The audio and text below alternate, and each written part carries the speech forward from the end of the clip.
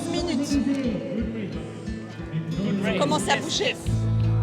Parmi les 54 000 coureurs, Anne Bouferguen, 42 ans, directrice d'une agence de tourisme. C'est une sportive comme les autres, à un détail près.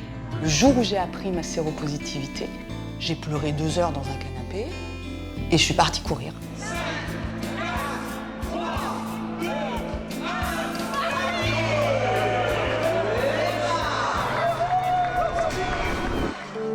Lorsqu'elle apprend qu'elle est atteinte du virus du sida, Anne a 15 ans.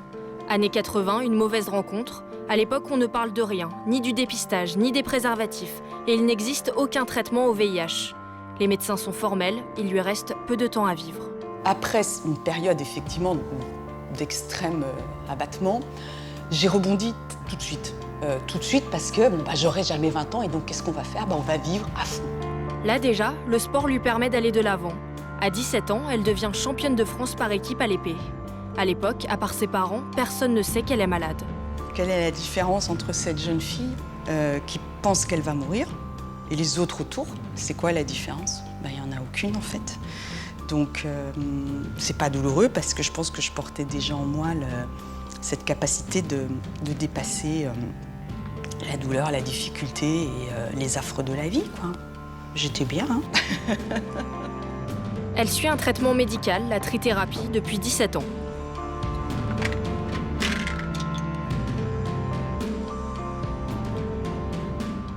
Et elle y ajoute sa touche personnelle. La course à pied. Et ça, c'est le 4e médicament. C'est la quadrithérapie. C'est ça qui fonctionne. Voilà. Elle court environ 1 heure, 3 fois par semaine. Le sport a toujours fait partie de sa vie, et encore plus depuis qu'elle est malade. Physiquement, c'était très important. Et puis mentalement, être capable de se dépasser, s'éprouver vivant, ça m'a maintenue vivante, oui, je crois.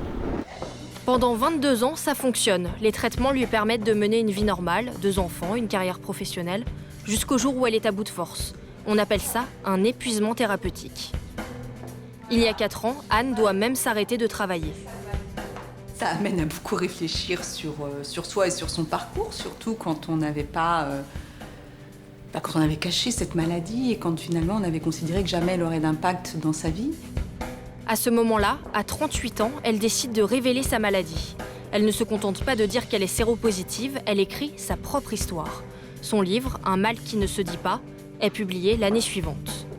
Depuis, elle a repris le travail à temps partiel et en même temps son activité sportive. Elle va encore plus loin. Depuis 1 an, Anne se lance des défis. Dès que tu as dépassé Le flot. le flot bleu, tu accélères et tu reviens au départ. 2, 1, go! Elle participe à son 3e marathon, le 2e à Paris. Celui-là, elle le prépare depuis 3 mois. Un coach est avec elle 1 fois par semaine pendant 2 heures. Elle a un objectif, finir la course en 4 heures et 2 minutes. Au niveau de tes allures, c'est pareil. C'est-à-dire sur le premier, 2e dizaine de mètre, tu peux aller un tout petit peu plus vite. Tu essayes de vraiment lisser ce temps au kilomètre et d'être le plus fluide possible. Anne Bouferguen court le marathon de Paris ce dimanche. Oui, elle est séropositive et oui, elle veut qu'on en parle. Je le dois pour les plus de 32 millions de morts de la maladie, pour tous ceux qui ont été contaminés en même temps que moi et qui sont 95% à être décédés à l'heure où je parle. Donc je leur dois à eux de pouvoir dire « Oui, je suis Anne Bouferguen et je suis séropositive. » Voilà. 42,195 km à parcourir. Et Anne est bien à l'arrivée. Trop contente. Et en moins de 4 heures. 3,59. Félicitations! On est fiers de ce qu'on a fait et puis voilà, on se dit tiens, je suis pas complètement cuite non plus. C'est les jambes, hein, c'est pas la tête qui fait mal. La tête, elle aide à finir. À l'arrivée, son père l'attend. Moins de 4, hein. Bah oui, bravo. J'ai la preuve, hein. Je suis très fier. Très fier. Mais je doutais pas, hein. Elle est tenace. Anne a transformé sa maladie en une force et c'est certainement sa plus belle réussite depuis 27 ans. Marathonienne comme les autres, femme comme les autres, à un détail près.